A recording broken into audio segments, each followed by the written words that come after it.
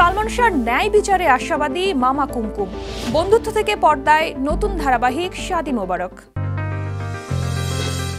দর্শক, আমন্ত্রণ জানাচ্ছি বিনোদন ভিত্তিক সংবাদ বুলেটিন কালের বিনোদনে। দেশ বিদেশের বিনোদনের নানা খবর নিয়ে সাথে আছি আমি শার্লিন।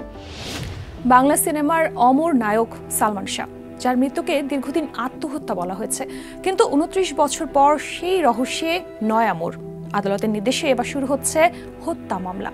11 আসামির দেশ ত্যাগে নিষেধাজ্ঞা জারি, আর সালমানের মামা আলমগীর কুমকুমের কণ্ঠে ভেসে উঠছে দীর্ঘ প্রতীক্ষার স্বস্তি।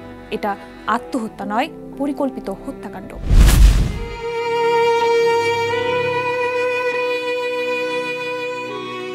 তার ব্যবহৃত ক্যাপ, পারফিউম, আনুষঙ্গিক সবকিছু আজও তেমনি আছে, শুধু স্মৃতি হয়ে আছেন বাংলা চলচ্চিত্রের কিংবদন্তি নায়ক সালমান শাহ।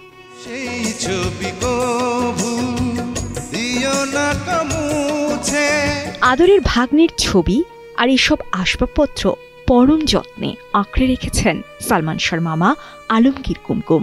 এক বুক কষ্ট চেপে জানালেন কি ঘটেছিল 1996 সালের 6 সেপ্টেম্বর। লাশবাহী গাড়ি রাখা ঘরের সামনে কিছু লোক দৌড়ে এসে বললো, আপনি আসছেন, আপনি মামা না? বললাম হ্যাঁ।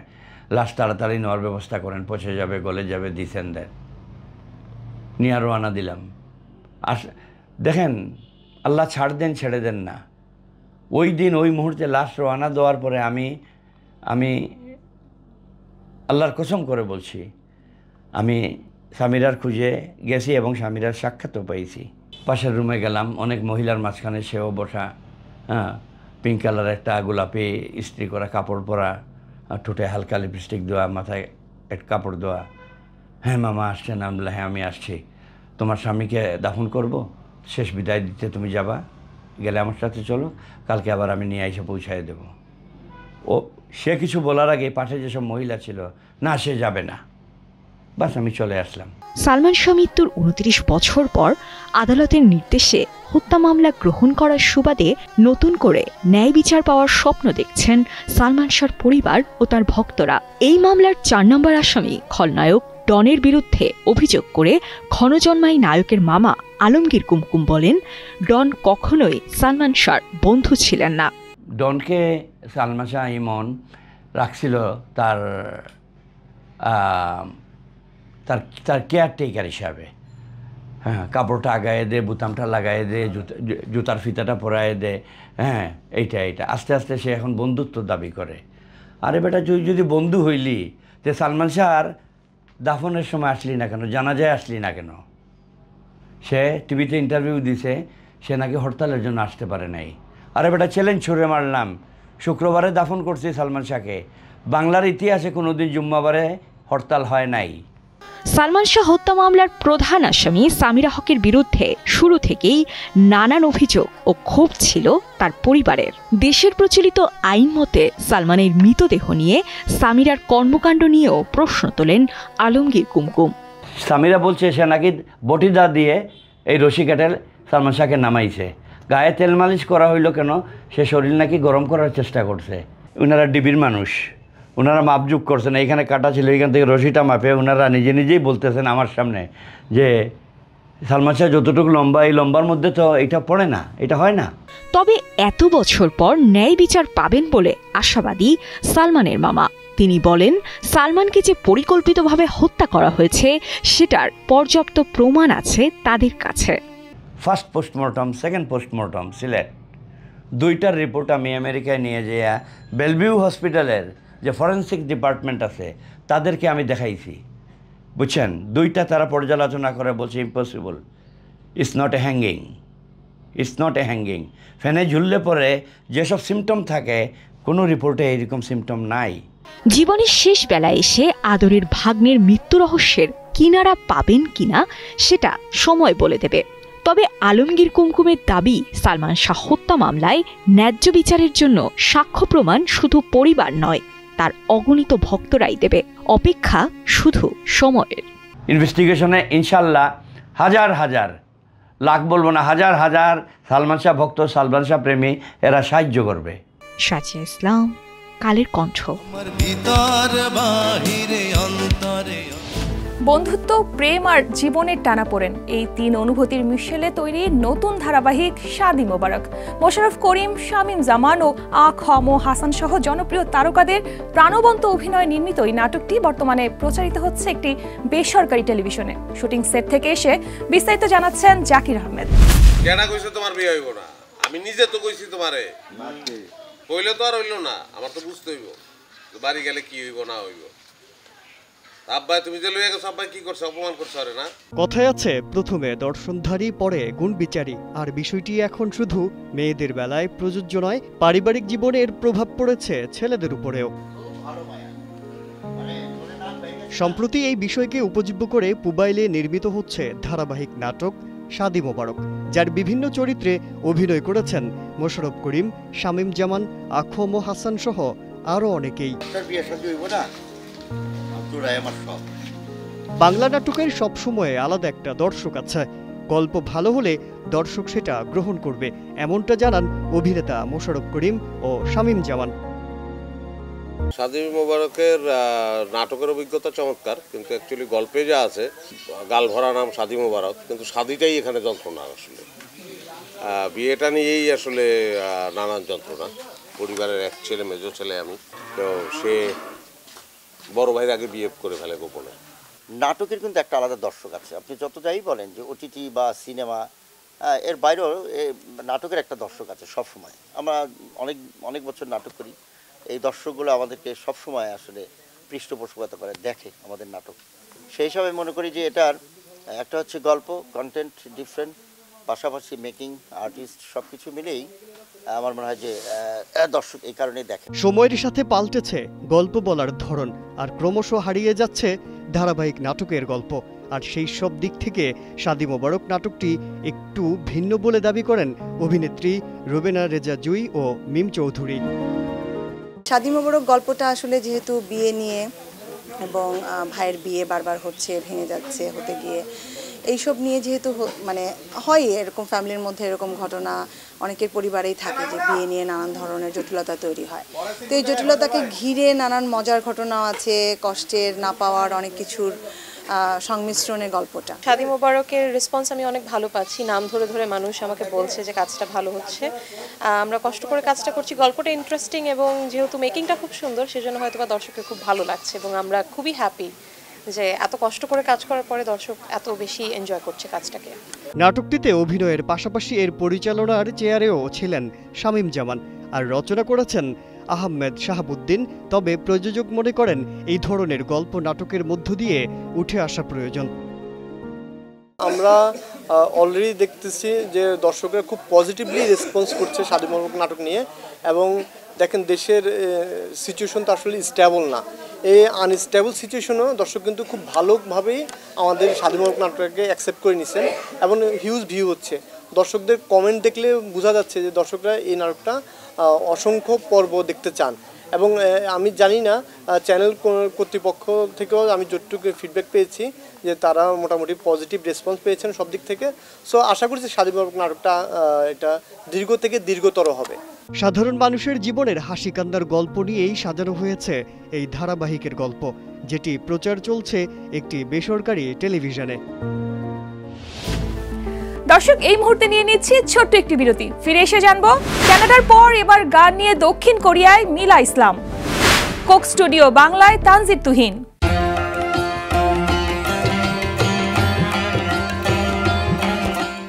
দর্শক, বিরতির পর আবারও স্বাগত জানাচ্ছি বিনোদন ভিত্তিক সংবাদ বুলেটিন কালের বিনোদনে। সাথে আছি আমি শার্লিন। কানাডার পর এবার দক্ষিণ কোরিয়ায় গান পরিবেশন করতে যাচ্ছেন কণ্ঠশিল্পী মিলা ইসলাম। ২৬ অক্টোবর কোরিয়ার ২০তম অভিবাসী আরিরাং বহু সংস্কৃতি উৎসব উপলক্ষে চাংওনের কেন্দ্রস্থলে ইয়ংজি কালচারাল পার্কের মূল মঞ্চে পারফর্ম করবেন তিনি। এরই মধ্যে দক্ষিণ কোরিয়া পৌঁছেছেন এই কণ্ঠশিল্পী। এবারের সফরে গানে গানে প্রবাসী বাঙালিদের পাশাপাশি স্থানীয় দর্শকদের মনোযোগ কেড়ে নেওয়ার চেষ্টা করবেন বলেও জানান এই কণ্ঠশিল্পী। অনেকদিন আড়ালে থাকার পর নতুন করে গানের ভুবনে পা রেখেছেন পপ তারকা মিলা ইসলাম। এরই মধ্যে ইনসাফ সিনেমার প্লেব্যাক করে আবার সাড়া ফেলেছেন শ্রোতাদের মাঝে। তার গাওয়া আকাশেতে লক্ষ্যতারা 2.0 গানটি শ্রোতাদের এখনো মুখে মুখে। ভারতের প্রথম বাংলা রক ব্যান্ড মহিনের ঘোড়াগুলির জনপ্রিয় গান আমার প্রিয়া ক্যাফে এবার ফিরে এসেছে নতুন রূপে কোক স্টুডিও বাংলায়।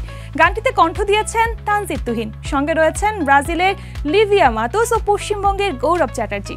নতুন সঙ্গীতায়োজনে শুভেন্দু দাস যোগ করেছেন Afro Cuban jazz, Latin salsa ও বাংলা পঙ্কোক্তির এক চমৎকার মিশ্রণ।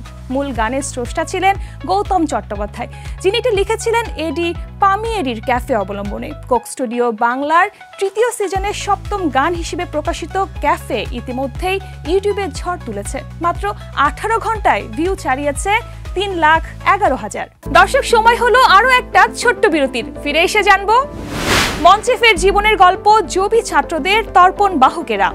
প্রভাস বনাম শাহরুখ উত্তাল সোশ্যাল মিডিয়া।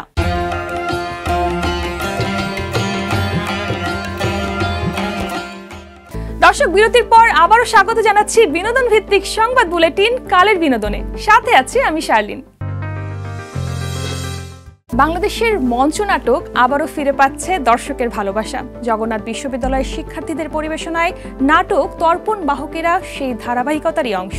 একটি নাটক, সেখানে আলো, অন্ধকার আর সংলাপের ভেতর লুকিয়ে আছে জীবনের নির্মম বাস্তবতা।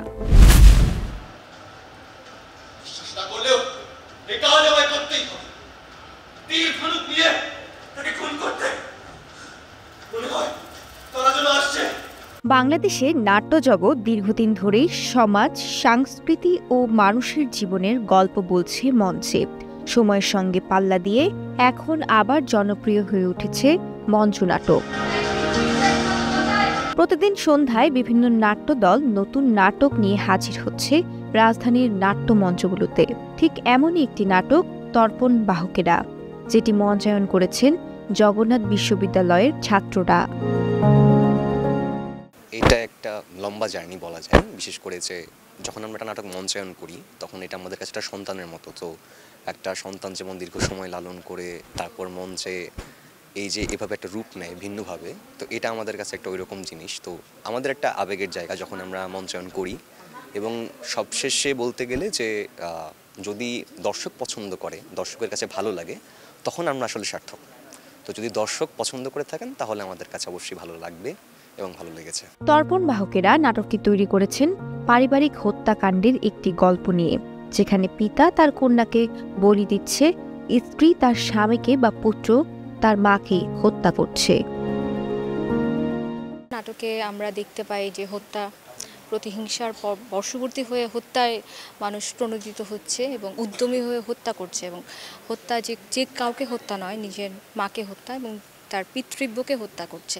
তো এই হত্যাকাণ্ড সারা পৃথিবী জুড়েই খুবই কমন একটি ব্যাপার। এবং পৃথিবীর আমরা যদি মিথোলজিক্যালিও দেখি এবং সেটা আমরা বিভিন্ন মহাকাব্যে পড়ি কিংবা আমরা যদি বিভিন্ন ধর্মগ্রন্থে দেখি, তাহলে দেখব যে খুব পারিবারিক হত্যাকাণ্ডটি খুব কমন একটি ব্যাপার। এবং সারা পৃথিবীতে যেই হত্যাযজ্ঞ চলছে তার মধ্যে পারিবারিক হত্যাকাণ্ডটি একেবারে খুব প্রমিনেন্ট একটা বিষয়। নাটকটি অনুবাদ করেছেন মুবাশশির আলী, নির্দেশনা দিয়েছেন ক্যাথরিন পিউরিফিকেশন। আমার তো ভালোই লেগেছে, কারণ আমাদের ছাত্ররা আসলে অনেক পরিশ্রম করেছে। নাটকটা দেখলে দেখবেন যে এটা তো গ্রিক নাটক, তো গ্রিক নাটক আসলে এত সহজ না। ওরা কেবল দ্বিতীয় সেমিস্টারে পড়ালেখা করছে, তো এটা ওদের কোর্সের একটা অংশ ছিল গ্রিক ট্র্যাজেডি নাটক পারফরমেন্স করা। সেক্ষেত্রে দীর্ঘ প্রায় 1-1.5 মাসের জার্নি করে আজকে ওরা এখানে মঞ্চস্থ করলো। অবশ্যই ভালো লেগেছে। আমার মনে হচ্ছে যে দর্শকদেরও ভালো লাগবে, কারণ ঢাকার মঞ্চে আসলে এই ধরনের একদম গ্রিক ট্র্যাজেডি খুব আমরা একটা দেখতে পাই না। যেহেতু আমরা একাডেমিক পড়ালেখা করছি, তো আমাদের ছাত্ররা প্রতি সেমিস্টারেই এক একটা নাটক করে, এক একটা জনরার। তো এই সেমিস্টারটা ছিল গ্রিক বেসড, সেখানে ওরা হচ্ছে স্কাইলাসের এই নাটকটা উপস্থাপন করলো। আমার মনে হয় যে দর্শকের ভালো লাগবে এবং আগামীকালও এটা শো আছে, দর্শকের অবশ্যই এটা দেখতে আসা উচিত। মঞ্চনাটক শুধু শিল্প নয়, এটি মানুষের মনের কথার প্রতিচ্ছবি। আলো, অন্ধকার আর সংলাপের ভেতরেই লুকিয়ে আছে জীবনের গল্প। দক্ষিণী তারকা প্রভাসের জন্মদিনে প্রকাশিত হয়েছে তার নতুন ছবি স্প্রিটের অডিও টিজার। সেখানে তাকে বলা হয়েছে ভারতের সবচেয়ে বড় সুপারস্টার। আর এই এক বাক্যেই তোলপাড় নেট দুনিয়া। প্রভাস বনাম শাহরুখ ভক্তদের মধ্যে শুরু হয়েছে তর্কের ঝড়। কেউ বলছেন প্রবাসী ভারতের গর্ব, আবার কেউ বলছেন রাজত্ব করেন কেবল কিং খান। সন্দীপ রেড্ডি ভাঙ্গা পরিচালিত এই ছবিতে প্রভাসের সঙ্গে আছেন তৃপ্তি ডিমরি ও বিবেক ওবেরয়। টিজারটি যেমন ভক্তদের উৎসব, তেমনি জন্ম দিয়েছে নতুন এক বিতর্কের গল্প।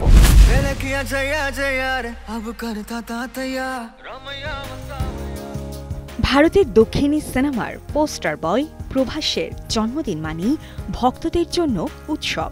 এবার অভিনেতার 46তম জন্মদিনে প্রকাশিত হয়েছে তার নতুন সিনেমা স্প্রিটের অডিও টিজার, আর সেই টিজারের একটি লাইনেই উত্তাল সোশ্যাল মিডিয়া। इसको इसका क्या है सर? कुछ तो डेकोरम मेंटेन करो सर। सुना है इसके बारे में, वर्दी पहने या नहीं घेवर चढ़ा के रखता है। পরিচালক সন্দীপ রেড্ডি ভাঙ্গা ইনস্টাগ্রামে স্প্রিটের ঘোষণা দেন একটি ভয়েস ওভার ভিডিওর মাধ্যমে।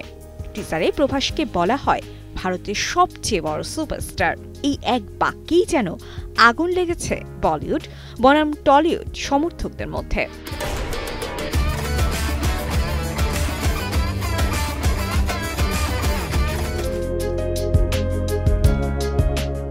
সুপারস্টার খেতাবে যখন উচ্ছ্বসিত প্রভাস ভক্তরা, ঠিক সেই সময় শাহরুখ খানের ভক্তরা ফেটে পড়ছেন ক্ষোভে।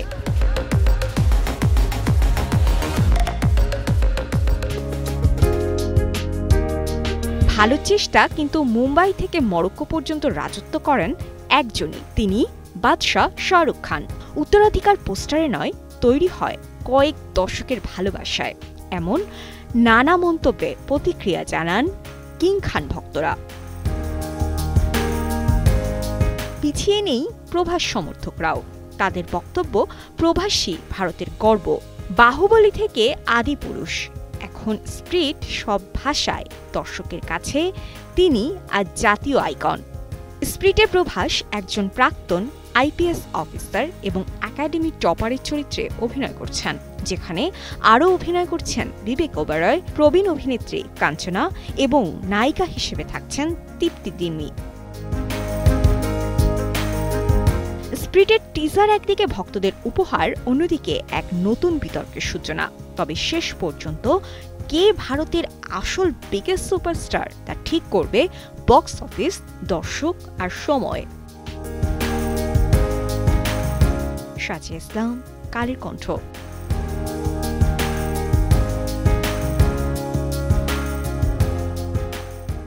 দর্শক, এই ছিল বিনোদন ভিত্তিক সংবাদ বুলেটিন কালের বিনোদনের আজকের আয়োজন। বিনোদন ও লাইফস্টাইলের সব খবর জানতে ভিজিট করুন আমাদের ফেসবুক পেজ ও ইউটিউব চ্যানেল। কাল ঠিক একই সময়ে আবারও দেখা হবে। ততক্ষণ পর্যন্ত ভালো থাকুন, কালের কণ্ঠের সাথেই থাকুন।